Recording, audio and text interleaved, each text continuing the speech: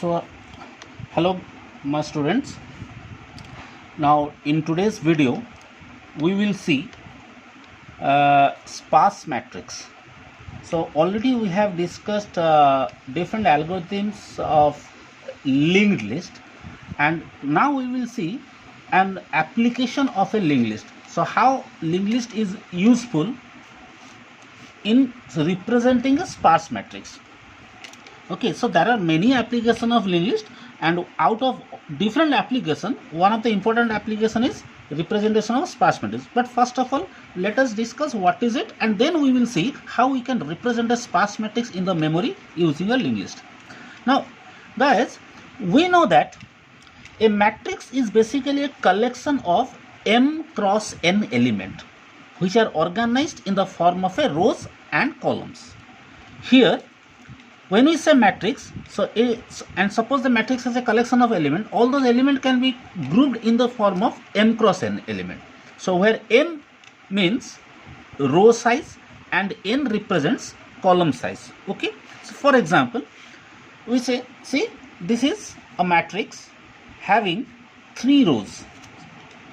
First row, second row, third row. So this is first row, this is second row, and third row. And there are 4 columns, 1, 2, 3, 4. So these are column number and these are row number. So now we say in here the value of m is 3 and value of n is 4. So m cross n.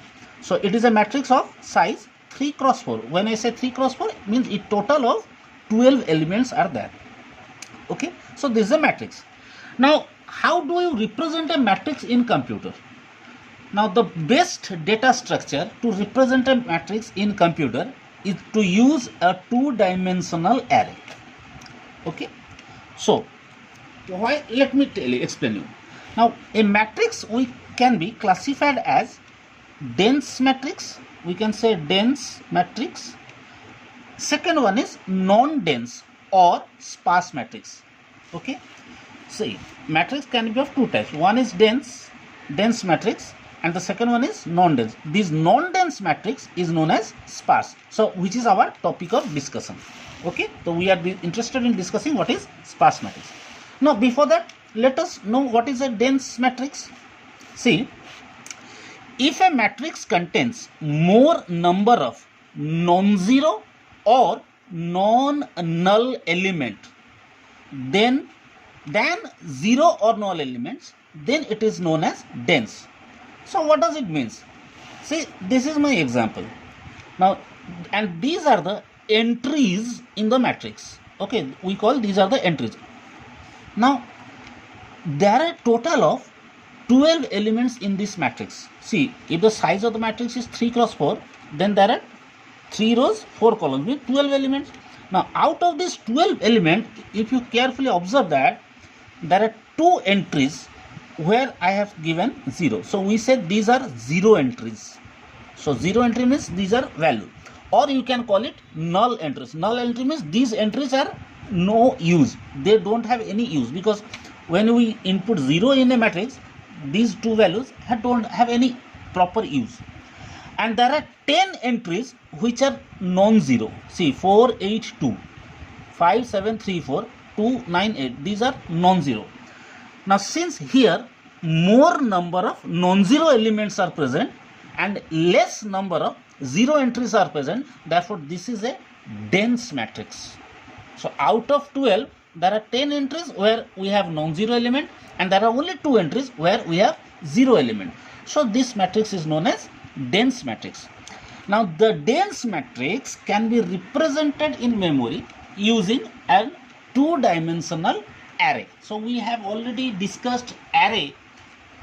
We have a video where I discussed about 2-dimensional array. So you can just go through the videos and you can realize a matrix, a dense matrix, is better off representing in the memory using a 2-dimensional array. Okay. So you got to understand what is dense matrix. Now let us discuss about sparse matrix. See, from the definition of dense matrix itself, you can define sparse matrix. In dense matrix, I said, if out of total number of entries, more number of non-zero entries are there, then it is dense. Otherwise, we say it is sparse or non-dense. Means less number of non-zero element must be there and more number of zero. So more zeros will be there. So matrix will be filled with more zeros and less non-zero. Then we say that is a sparse matrix. So what is the definition of a sparse matrix? See, a matrix in which there are more number of zero or null entries than non-zero are available, then it is known as sparse matrix or non-dense matrix. Okay, so this is our example. So here I have taken a matrix with row size 4. So there are 4 rows, 1 2 3 4, and there are 5 columns. See, 1 2 3 4 5. So these are columns, column number. Okay, now these are the entries. Now the size of this matrix is 4 cross 5. It is a 4 cross 4 5 matrix. So total there are 20 elements. So if you find there are 20 entries are possible. Okay, now here the first row says 0 0 2 1 0, second row 3 0 0 2 0, third row 1 4 0 0. In the fourth row we have 0 0 9 0 0. Now how many non-zeros are there? Non-zero means positive value, non-zero value. It may be positive, may be negative. So we have 1 2 3 4 5 6 and 7. Okay, there are only 7 non-zero entries are there and 13 zeros entries are there. So if you count these zero entries, there are 13 zero entries. 1 2 3 4 5 6 7 8 9 10 11 12 13. Now such type of matrix where more number of zero entries are there is known as sparse matrix. Okay guys, I hope you understood the definition of sparse matrix. Now if we represent this sparse matrix in the memory in using a two-dimensional array, then there will be wastage of memory space. Why so? Why there will be wastage of memory space? Let me explain. In order to represent this particular matrix in the memory, we will be requiring an array of dimension 4 cross 5. So we will have an array, integer array. So we have to declare an integer array a 4 5. Okay, now when we create an integer array, there will be how many cells? There will be 20 cells. 1 2 3 4 1 2 3 4 5. So there will be 20 cells. 1 2 3 4 1 2 3 4 5. Now each of these cells will be of integer type. So their size must be 2 byte each. So if we assume integer to be 2 byte, so there are total 20 cells. So there will be the total memory space required will be 20 into 2 byte.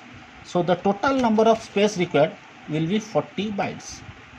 Okay, but here you will find that there are 13 zero entries are there. So that it indicates that out of these 40 bytes, in 13 cells, in 13 means 13 into 2, 26 bytes will be wasted for storing zeros, and only there are 7 non-zero values are there. So the data will be 2 1, then 3, then we have 2 here, then 1 4 in the third row, 1, this is 1 4, and then 9 in the third column, so 3.